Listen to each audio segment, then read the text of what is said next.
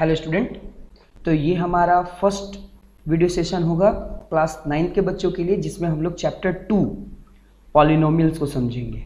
ठीक है, ये video session introduction video session है।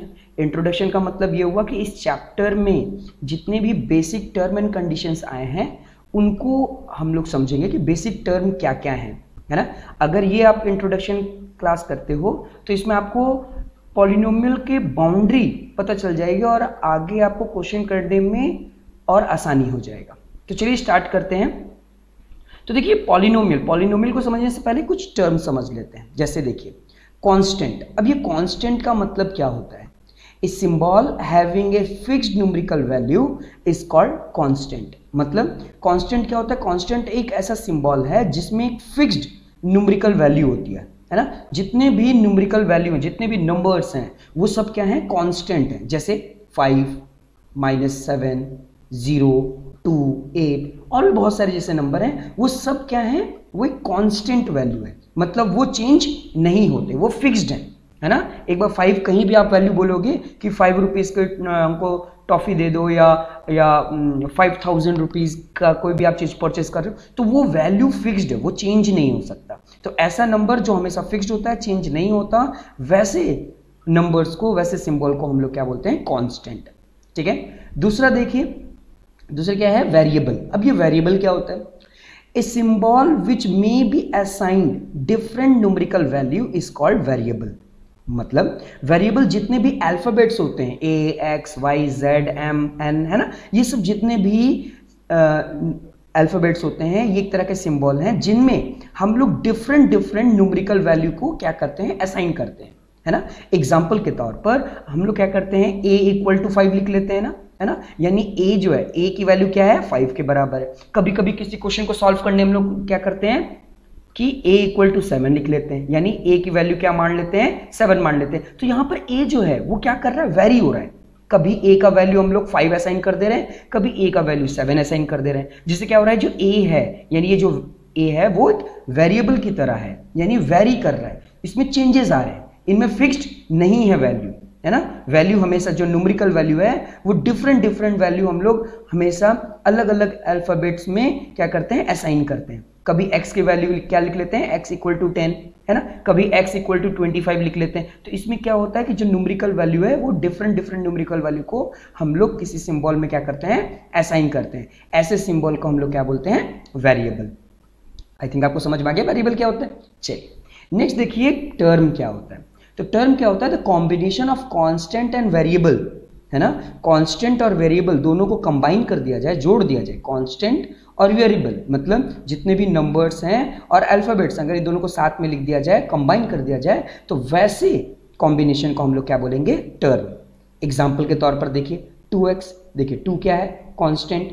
x क्या है? वेरिएबल। ये दोनों साथ में आ गए ना, कंबाइन हो गए, तो ये क्या हो गया? टर्म हो गया। नेक्स्ट देखिए 5a। 5 क्या है? कांस्टेंट। a क्या है? वेरिएबल। ये दोनों साथ में आ गए, मतलब क्या हो गया? टर्म हो गया। यहाँ पर देखिए 4y², है ना, यहाँ पर एक्सपोनेंट भी आ गया, y का स्क्वायर आ गया, है ना। तो ये भी क्या है? एक तरह का टर्म है, क्योंकि इसमें कांस्टेंट वेरिएबल दोनों आ रहे हैं। अब यहाँ पर क्वेश्चन उठेगा, शायद आप ऐसा सोचो कि सर यहाँ पर तो z है। जब यहाँ पर z है तब ये टर्म कैसे हुआ? ये z तो सिर्फ एक वेरिएबल हुआ, क्योंकि अभी आपने बताया कि जो ABCD है ये सब क्या है? वेरिएबल है। ठीक है, तो यहाँ पर z लिखा है तो ये तो एक वेरिएबल होना चाहिए। लेकिन ध्यान दो, ये z वेरिएबल तो है, लेकिन साथ ही साथ ये टर्म भी है ना। टर्म में जो कंडीशन होते हैं, कांस्टेंट और वेरिएबल दोनों का होना, तभी वो टर्म कहलाते हैं। तो यहाँ पे भी वो कंडीशन सेटिस्फाइड हो रहा है। कैसे? देखिए z के आगे कोई भी नंबर नहीं है, तो हम लोग ऐसा एज्यूम कर लेंगे कि वहां पर क्या है? 1 है, यानी वो 1 जो है वो हिडन है। यानी 1 क्या हो गया? वो हिडन 1 जो है वो एक तरह का क्या हो गया? कांस्टेंट। और z खुद में एक वेरिएबल है, तो दोनों साथ में आ गया ना। हाँ, तो ये एक तरह से क्या होगा? टर्म। यानी एक सिंगल कोई वेरिएबल भी है तो वो एक तरह का टर्म भी कहलाएगा। वेरिएबल तो है ही, साथ साथ टर्म भी होगा। चलिए नेक्स्ट देखते हैं। अब ये देखिए 6। देखिए 6 तो कांस्टेंट होता है ना। तो कांस्टेंट तो होता ही है, साथ ही साथ ये टर्म भी है, ये अकेला एक टर्म भी कहलाएगा। अब अभी आपके मन में फिर से क्वेश्चन उठेगा कि सर आपने ये z के बारे में बताया था कि z के आगे कोई कुछ नहीं है तो वो 1 होगा। तो ठीक है, चलिए मानते हैं कि कि कांस्टेंट और वेरिएबल दोनों साथ में आ गया तो वो टर्म हो गया। लेकिन इसके साथ क्या, ये तो खुद ही एक कांस्टेंट है। तो देखिए इस केस में क्या होगा कि जस्ट इसके बाद यहां पर आपको कोई भी वेरिएबल नहीं दिखाई दे रहा, तो हम लोग क्या करेंगे, किसी भी वेरिएबल को एज्यूम कर लेंगे, जैसे x पे पावर 0 है ना, या y पे पावर 0 है ना। तो y पे पावर 0 या x पे पावर 0 ही क्यों रख रहे हैं, यानी किसी भी वेरिएबल के ऊपर पावर ही क्यों रख रहे हैं। तो हम लोगों ने पढ़ा है कि किसी भी x पे पावर 0 या y पे पावर 0 या z पे पावर अगर 0 कर दें तो वो पूरा का पूरा वैल्यू क्या हो जाएगा, 1 हो जाएगा, है ना। तो अगर मैं यहां पर ऐसा एज्यूम कर लूं कि 6 के बाद 6x पे पावर 0 हुआ है ना, तो x पे पावर 0 होने के कारण ये x पे पावर 1 जो 0 है वो पूरा का पूरा क्या हो गया होगा, 1 है ना, वो क्या हो गया होगा 1, और 1 को जब 6 से मल्टीप्लाई करेंगे तो क्या हो जाएगा 6, यानी इस 6 में ये 6 कांस्टेंट है और जस्ट इसके बाद वेरिएबल भी तो आ रहा है ना, हिडन है वो वेरिएबल। कौन सा वेरिएबल, x पे पावर 0, तो x क्या है, वेरिएबल, यानी कांस्टेंट वेरिएबल दोनों साथ में आ गए, है ना, तो वो भी क्या हो गया, टर्म हो गया। देखिए इसमें क्या है कि कांस्टेंट हिडन है ना, और इनमें क्या है, वेरिएबल हिडन है, लेकिन ये फिर भी टर्म कहलाएंगे, है ना। जो कांस्टेंट है वो एक तरह का वेरिएबल भी है ना, सॉरी, जो कांस्टेंट है वो एक तरह का टर्म भी है और वेरिएबल भी एक तरह का क्या है, टर्म है, जैसे यहाँ पर एग्जांपल में दे दिया गया है। ठीक है, चलिए नेक्स्ट समझते हैं ये अलजेब्रिक एक्सप्रेशन क्या होता है। ठीक है, देखिए the combination of constant and variable. अब देखिए the combination of constant and variable क्या होता है, टर्म ही तो होता है ना, तो एक तरह से समझ लीजिए टर्म, है ना। Term connected by all the operation plus minus into divide is known as algebraic expression. इसका मतलब कि दो या दो से अधिक टर्म को ले लिया जाए, तो देखिए ये सब टर्म है ना, ये सब के सब टर्म है, दो या दो से अधिक टर्म को ले लिया जाए और इन सब टर्म को कनेक्ट किया जाए कुछ मैथमेटिकल ऑपरेशन के साथ। अब ये मैथमेटिकल ऑपरेशन क्या होंगे, वो प्लस माइनस इनटू डिवाइड। ठीक है, अगर इनसे इन सारे टर्म को अगर कनेक्ट कर दिया जाए तो वो मिलकर के एक एक्सप्रेशन बनाएंगे और वो एक्सप्रेशन क्या कहलाएगा, अलजेब्रिक एक्सप्रेशन। ठीक है, जैसे एग्जांपल के तौर पर देखिए x पे पावर क्यूब, ये एक तरह का टर्म है, क्योंकि देखिए ये वेरिएबल तो है लेकिन इसके आगे क्या होगा, कांस्टेंट 1, तो ये टर्म हो गया। 3x स्क्वायर वाई, देखिए x स्क्वायर वाई वेरिएबल और इसके आगे कांस्टेंट 3, ये एक टर्म हो गया। 5x वाई स्क्वायर है ना, ये भी एक क्या है, बिल्कुल टर्म है। y स्क्वायर, ये भी एक टर्म है क्योंकि इसके आगे क्या होगा, 1 होगा। 6 के बाद में क्या होगा, y पे पावर 0 होगा, तो ये भी एक टर्म है। तो देखिए ये सारे के सारे जो टर्म हैं, ठीक है, ये सारे के सारे टर्म ये कनेक्ट हो रहे हैं मैथमेटिकल ऑपरेशन के साथ। देखिए ये टर्म और ये टर्म, पहला टर्म और दूसरा टर्म किस मैथमेटिकल ऑपरेशन से कनेक्ट हो रहा है, प्लस, है ना। दूसरा और तीसरा देखिए किस मैथमेटिकल ऑपरेशन से कनेक्ट हो रहा है, माइनस, है ना। तीसरा और चौथा देखिए पॉजिटिव, है ना। तो ये सारे के सारे जितने भी टर्म हैं, ये टर्म मैथमेटिकल ऑपरेशन के साथ क्या हो रहे हैं, कनेक्ट हो रहे हैं। तो ऐसे एक्सप्रेशन को, ये जो एक्सप्रेशन लिखा गया है, इन एक्सप्रेशन को हम लोग अलजेब्रिक एक्सप्रेशन भी कहेंगे। ठीक है, तो देखिए ये जो अलजेब्रिक एक्सप्रेशन है इसमें कितने टर्म है, कुल 5 टर्म है। ये देखिए 1 2 3 4 5, है ना, कुल मिलाकर 5 एक्सप्रेशन है ना, यानी सॉरी ये एक एक्सप्रेशन है जिसमें 5 टर्म है। ठीक है, ये देखिए ये पहला टर्म, ये दूसरा टर्म, ये तीसरा टर्म, चौथा और पांचवा, ये पांचों टर्म क्या हुए हैं, कनेक्ट हुए हैं कुछ मैथमेटिकल ऑपरेशन के साथ और मिल करके एक एक्सप्रेशन बना है जिनको हम लोग अलजेब्रिक एक्सप्रेशन कहते हैं। ठीक है, आई थिंक आपको अलजेब्रिक एक्सप्रेशन भी समझ में आ गया। चलिए अब आते हैं जो हमारा चैप्टर था पॉलिनोमियल। अब ये समझेंगे क्योंकि ये पॉलिनोमियल को समझने के लिए ये चारों टॉपिक समझना जरूरी था। चलिए अब समझते हैं ये पॉलिनोमियल का मतलब क्या होता है। देखिए पॉली का मतलब होता है मेनी, ठीक है, और मियल का मतलब होता है टर्म, यानी बहुत सारे टर्म जब आपस में मिलते हैं तभी पॉलिनोमियल बनता है। ठीक है, तो यहाँ पर कुछ अलजेब्रिक एक्सप्रेशन ही आ रहा है, एक तरह से हम लोग बोल सकते हैं, जिसमें बहुत सारे टर्म आते हैं। लेकिन इस पॉलिनोमियल में कुछ टर्म एंड कंडीशंस भी हैं, अब उसको समझते हैं। देखिए यहाँ पर पहले से पॉलिनोमियल को डिफाइन करने के लिए अलजेब्रिक एक्सप्रेशन को यूज किया गया और अलजेब्रिक एक्सप्रेशन को यूज करने के लिए टर्म को यूज किया गया और टर्म को डिफाइन करने के लिए कांस्टेंट और वेरिएबल को डिफाइन किया गया। मतलब सब एक दूसरे से ही डिफाइन हो रहे हैं। ठीक है, तो देखिए पॉलिनोमियल क्या है कि an algebraic expression of which exponent या power is a whole number और non negative integral power is known as polynomial. देखिए पॉलिनोमियल का तो मतलब ये हो गया कि पॉली का मतलब मेनी और मियल का मतलब टर्म, यानी बहुत सारे टर्म जब आपस में मिलते हैं तो पॉलिनोमियल बनता है। लेकिन पॉलिनोमियल का एक बहुत इंपॉर्टेंट कैरेक्टरिस्टिक्स बोलिए या इंपॉर्टेंट फैक्टर बोलिए, उसमें ये होता है कि कोई भी एक्सप्रेशन है ना, कोई भी एल्जेब्रिक एक्सप्रेशन जिसका पावर क्या हो, होल नंबर में हो या फिर उसका जो पावर है वो नॉन नेगेटिव हो। तो अगर किसी भी एल्जेब्रिक एक्सप्रेशन का जो पावर हो वो होल में हो, होल नंबर हम लोग जानते हैं ना, जीरो से स्टार्ट होता है, 0 1 2 3 है ना, यानी जीरो से नीचे नहीं जा सकता, यानी इंटीजर जो पॉजिटिव इंटीजर है ना, वो हो सकता है, नेगेटिव नहीं, है ना। तो होल नंबर जीरो से स्टार्ट हो रहे हैं, है ना, डेसिबल वैल्यू नहीं हो सकती, है ना, तो इसी को होल नंबर बोलते हैं, है ना। और नॉन नेगेटिव मतलब जो पावर होगा वो माइनस में नहीं होगा। ठीक है, चलिए समझते हैं।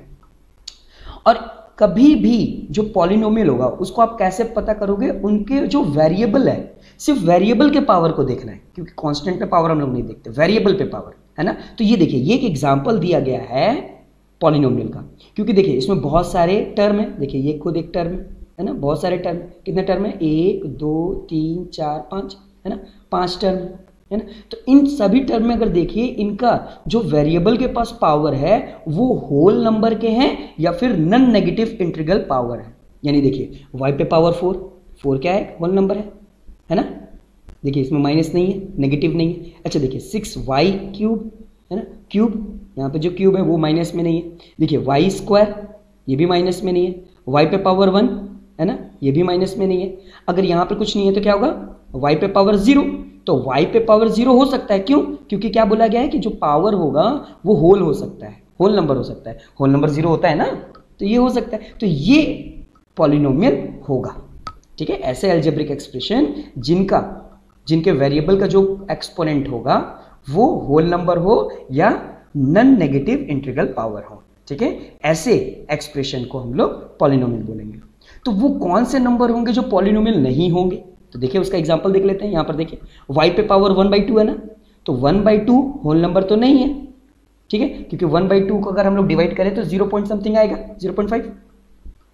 ठीक है, तो 0.5 आ रहा है यानी होल नंबर तो नहीं है, इसलिए ये पॉलिनोमियल नहीं होगा। यानी किसी भी वेरिएबल का पावर होल नंबर ही होना चाहिए या फिर नॉन नेगेटिव होना चाहिए, यानी नेगेटिव नहीं होना चाहिए, तभी वो पॉलिनोमियल होगा। तो देखिए यहाँ पर क्या है, ये एग्जाम्पल दिया गया है कि जो पॉलिनोमियल नहीं है। तो देखिए y पे पावर 1/2 अगर लिख दिया जाए तो ये पॉलिनोमियल नहीं होगा, क्योंकि देखिए 1/2 हो रहा है ना, तो ये होल नंबर नहीं है। ठीक है, इसलिए। अच्छा नेक्स्ट देखिए क्या लिखा हुआ है, 5x पे पावर -1। अब ऑब्वियस सी बात है, आप समझ गए होंगे, पावर क्या आ गया है, -1 आ गया, और -1 क्या है, -1 जैसे पावर -1 आ गया तो वो पॉलिनोमियल नहीं होगा। ठीक है, अच्छा रूट, देखिए अगर रूट है या इरेशनल नंबर भी होगा तब भी वो पॉलिनोमियल नहीं होगा। अब देखिए यहाँ x यानी वेरिएबल पे रूट बना हुआ है ना, तो अगर मैं इस पावर को हटाऊं, इस रूट को हटाऊं तो क्या आ जाएगा, 1/2 आ जाएगा। तो 1/2 क्या है, होल नंबर नहीं है, तो होल नंबर नहीं है तो ये पूरे के पूरे एक्सप्रेशन जो है वो पॉलिनोमियल भी नहीं होंगे। यानी किसी भी वेरिएबल पे रूट भी नहीं होना चाहिए, किसी वेरिएबल पे फ्रैक्शन भी नहीं होना चाहिए, किसी वेरिएबल पे माइनस का साइन नहीं होना चाहिए, तो ये सब नॉन पॉलिनोमियल मतलब पॉलिनोमियल नहीं है। ये देखिए 1/x है ना, तो अगर यहाँ पर देखें कि x पे पावर क्या है, 1 है, लेकिन अगर मैं इसको रेसिप्रोकल कर दूं, है ना, रेसिप्रोकल मतलब क्या हो जाएगा, तो जैसे ही मैं रेसिप्रोकल करूंगा तो x पे पावर जो 1 था वो क्या हो जाएगा, x पे पावर -1, तो जैसे ही -1 हो गया तो ये भी एक तरह का क्या पॉलिनोमियल नहीं होगा, है ना। तो 1/x अगर ऐसा भी लिखा रहा है एक्सप्रेशन तो वो भी पॉलिनोमियल नहीं होगा। अब जीरो जो है उसको जीरो पॉलिनोमियल बोला जाता है, क्यों, क्योंकि इसका जो डिग्री होता है ना उसको डिफाइन नहीं है, इसका जो डिग्री है वो डिफाइन नहीं है, इसलिए हम लोग इसे जीरो पॉलिनोमियल बोलते हैं। ठीक है, इनको अलग से हम लोग डिफाइन करते हैं जीरो पॉलिनोमियल, वो सिर्फ इसमें एक ही एग्जांपल आएगा जीरो, क्यों, क्योंकि इसका डिग्री डिफाइन नहीं है। चलिए नेक्स्ट देखिए क्या है, कॉफिशिएंट। अब ये कॉफिशिएंट का मतलब क्या होगा, देखिए a coefficient is a number used to multiply a variable. मतलब कॉफिशिएंट क्या होता है, एक नंबर है जो कि मल्टीप्लाई किया जाता है वेरिएबल के साथ, है ना। एग्जाम्पल के तौर पर बताता हूं, देखिए 2x² है ना, 2x² है ना, तो यहां पर 2 क्या हुआ, 2 कांस्टेंट हुआ, ठीक है, और x² क्या हुआ, वेरिएबल हुआ, ठीक है।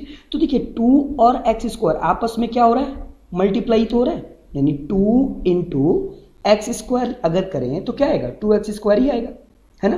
तो किसी भी वेरिएबल, जो भी वेरिएबल किसी नंबर के साथ मल्टीप्लाई हो रहा है तो वो उसका क्या होगा, कॉफिशिएंट होगा, है ना। तो देखिए क्या होगा, the coefficient of x² is 2, यानी x² का कॉफिशिएंट क्या होगा, 2 होगा, क्योंकि 2 मल्टीप्लाई हो रहा है इस वेरिएबल के साथ, है ना। अगर मेरे पास एक और अगर एग्जांपल होता, जैसे सपोज दैट होता 4x³ है ना, 4x³ यानी 4x³ के साथ क्या हो रहा है, मल्टीप्लाई हो रहा है। तो हम अगर पूछते x³ का कॉफिशिएंट क्या है, तो x³ का कॉफिशिएंट क्या होता, जस्ट x³ के जस्ट आगे जो भी कांस्टेंट वैल्यू होता, तो कौन सा है, 4, तो 4 हो जाता। यानी हम लोग क्या लिखते हैं, the coefficient of x³ is 4, यानी x³ का जो कॉफिशिएंट है वो क्या है, 4 है। यानी कॉफिशिएंट कभी भी पूछा जाए किसी भी वेरिएबल का, तो जस्ट उस वेरिएबल के आगे जो भी कांस्टेंट वैल्यू होगा वही उसका कॉफिशिएंट होगा, है ना। जैसे अगर मान लीजिए इस z, ये वेरिएबल है ना, देखिए तो अगर इसका हमको कॉफिशिएंट पूछे, है ना, कि z का कॉफिशिएंट क्या होगा, तो z के आगे जस्ट क्या है, 1, तो हम लिखेंगे the coefficient of z is 1, क्योंकि इसके आगे क्या है, 1 है।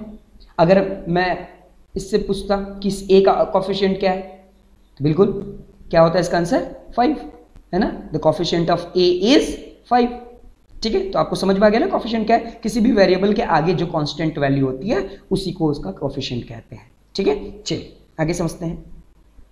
तो देखिए क्लासिफिकेशन ऑफ पॉलिनोमियल, पॉलिनोमियल को क्लासिफाई किया गया है 2 भाग में, ठीक है। On the basis of term, term के आधार पर बांटा गया है, on the basis of degree, degree के आधार पर बांटा गया है। तो पहले टर्म समझते हैं। देखिए अब मोनोमियल, अब ये मोनोमियल क्या होता है, मोनोमियल मतलब ऐसा पॉलिनोमियल जिनमें सिर्फ एक ही टर्म हो, एक ही टर्म, है ना। जैसे टर्म हम लोग देखे ना, पढ़े ना, combination of constant and variable, तो सिर्फ एक ही तरह का कांस्टेंट और वेरिएबल हो तो वैसे पॉलिनोमियल को मोनोमियल बोलते हैं। जैसे ये देखिए 5 एक मोनोमियल है, क्यों, क्योंकि इसमें एक ही, देखिए एक कांस्टेंट और जस्ट इसके साथ क्या होगा, एक वेरिएबल होगा। कौन सा वेरिएबल होगा, यहां पर वो वेरिएबल हिडन है, यानी x पे पावर 0, है ना, तो ये क्या हो गया, मोनोमियल।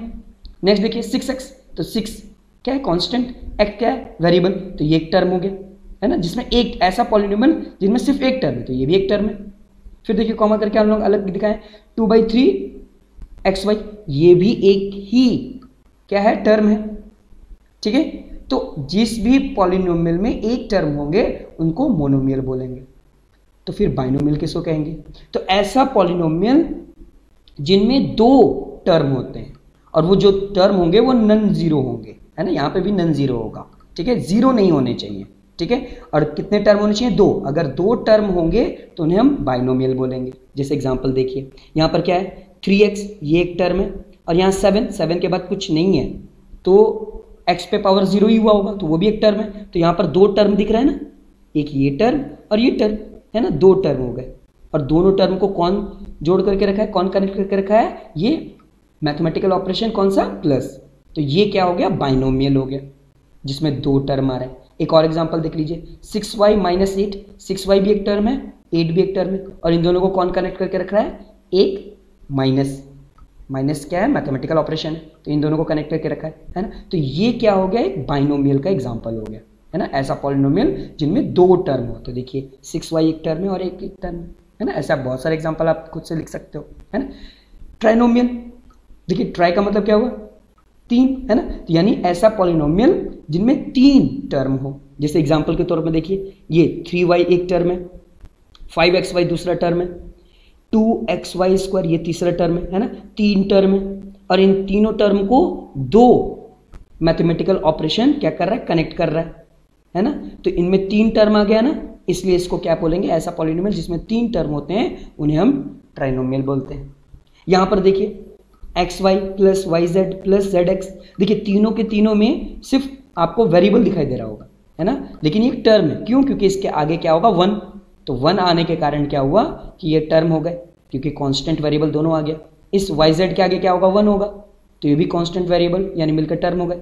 ये देखिए zx वेरिएबल है, इसके आगे क्या होगा 1 कांस्टेंट होगा, दोनों मिलकर के टर्म बन गए। तो यहाँ भी 3 टर्म हो रहा है, तो 3 टर्म आ रहा है, तो ये कैसा पॉलिनोमियल है? ट्राइनोमियल वाला।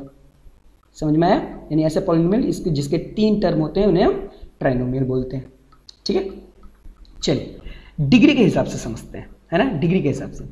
तो लीनियर पॉलिनोमियल किसे कहते हैं? लीनियर पॉलिनोमियल मतलब ऐसा पॉलिनोमियल जिसका पावर, जिसका डिग्री 1 हो, है ना, जिसका हाईएस्ट पावर, यानी किसी भी वेरिएबल में जो हाईएस्ट पावर अगर 1 आ जाए तो वैसी डिग्री जिसके पावर 1 है उसे हम लोग लीनियर पॉलिनोमियल बोलते हैं। जैसे यहाँ पर देखिए 2 टर्म है हमारे पास, है ना, लेकिन इन दोनों ही टर्म में देखिए यहाँ पर क्या है 4x यानी x पे पावर 1 है ना, यहाँ पर 6 है, सिर्फ 6 है, तो ये तो टर्म है क्योंकि इसके बाद कोई ना कोई ऐसा वेरिएबल होगा, है ना, हिडन होगा, तो वो कौन सा होगा? x पे पावर 0, है ना। तो दोनों में देखिए हाईएस्ट पावर किसके पास आ रहा है? इस x पे पावर 1 और ये x पे पावर 0।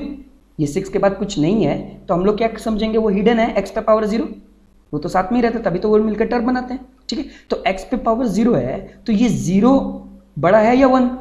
बिल्कुल 1 बड़ा है ना। तो हाईएस्ट पावर क्या हो गया? ये 4x पे पावर 1 इसके पास, इस टर्म के पास होगा, तो हाईएस्ट पावर 1 होने के कारण इसका डिग्री क्या है? 1 है। तो इस तरह के पॉलिनोमियल को लीनियर पॉलिनोमियल बोलेंगे, है ना। ऐसा पॉलिनोमियल जिसका हाईएस्ट पावर जो होगा, डिग्री होगा, वो क्या होगा? अगर 1 होता है तो वो लीनियर पॉलिनोमियल। अगर इसको देखिए दूसरा एग्जांपल 3y - 9, ठीक है, तो देखिए यहाँ पर भी y पे पावर क्या होगा? 1, और यहाँ पर देखिए सिर्फ हमें कांस्टेंट दिख रहा है, तो इसे टर्म बनाने के लिए क्या होगा?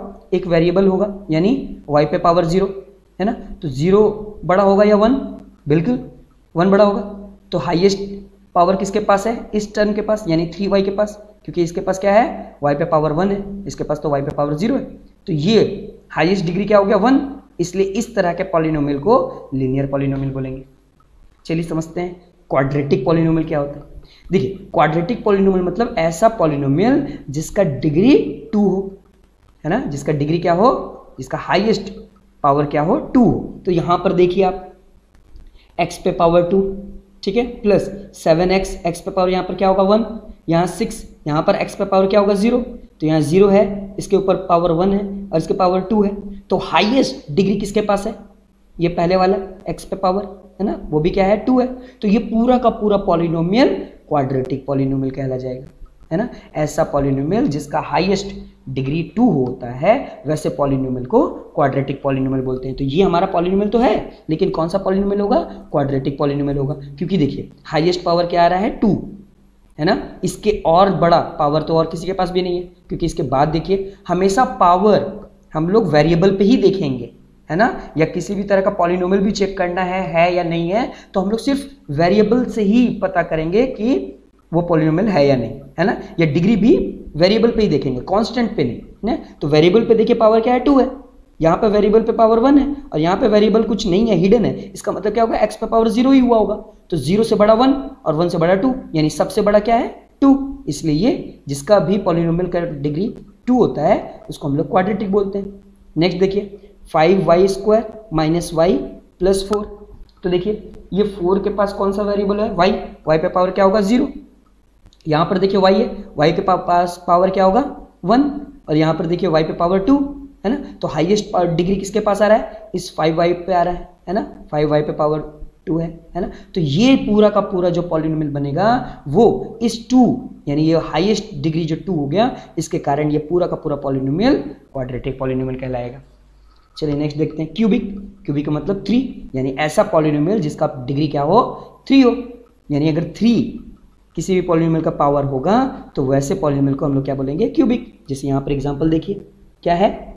4x³ + 5x² - 3x - 1, है ना। तो यहाँ पर देखिए 4x³ यानी x के पास पावर क्या है? 3, यहाँ 5x² यानी x के पास पावर क्या है? 2, 3x यानी x के पास पावर क्या है? 1, और ये खुद में टर्म है, तो यहाँ x पे पावर क्या होगा? 0, 0 से बड़ा हुआ 1, 1 से बड़ा क्या हुआ? 2, 2 से बड़ा क्या हुआ? 3, यानी सबसे बड़ा जो पावर है वो क्या है?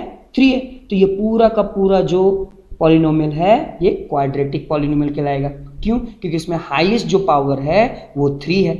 तो ऐसे पॉलिनोमियल जिसका डिग्री 3 होता है, जिसका पावर 3 होता है, उससे हम लोग क्यूबिक पॉलिनोमियल बोलते हैं। एक और एग्जांपल देख लीजिए यहाँ पर, 5y पे cube plus 7y square plus 9y plus 1, है ना। तो इसमें भी देखिए सबसे हाईएस्ट पावर किसके पास आ रहा है, इस 3 पे आ रहा है ना। तो ये पूरा का पूरा पॉलिनोमियल क्या होगा, क्या हो जाएगा, क्यूबिक पॉलिनोमियल। अच्छा, कोई भी ऐसा एक्सप्रेशन, यहाँ पर तो सीक्वेंस वाइज में है कि y पे पावर 3 प्लस y पे पावर 2 प्लस y पे पावर 1 और यहाँ पर 0, तो आप पता कर ले रहे हो। लेकिन अगर ये असेंबल्ड हो या आगे पीछे भी हो तो आपको उन सब में देखना है ना, उन सब में देखना है। कहीं भी अगर जिसका पावर ज़्यादा आ जाता है, बड़ा आ जाता है ना, तो वो पावर को ही देख करके हम लोग बताएंगे कि वो पॉलिनोमियल कैसा पॉलिनोमियल है। अगर उस सब में कोई किसी में भी अगर ज़्यादा पावर आता है, जैसे 3 आता है तो वो क्यूबिक हो जाएगा, 2 है तो क्वाड्रेटिक हो जाएगा, 1 है तो लीनियर हो जाएगा, है ना। उसी तरह अगर किसी का डिग्री 4 होता है ना, तो उसको हम लोग बाई क्वाड्रेटिक बोलते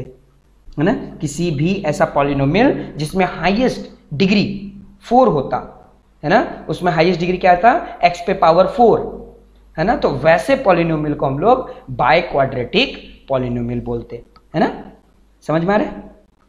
तो इस तरीके से हम लोग समझ सकते हैं। अगर एक और मैं एग्जांपल के रूप में बताऊं, अगर यही मैं असेंबल्ड कर देता, पहले होता 7y square plus 5y square होता है ना, 7y स्क्वायर पहले होता और 5y क्यूब बाद में होता, तब ये कौन सा पॉलिनोमियल होता, बिल्कुल तब भी ये क्यूबिक ही होता। क्योंकि इन सब में देखा जाए तो हाईएस्ट जो डिग्री है वो 3 पे ही आ रहा है ना।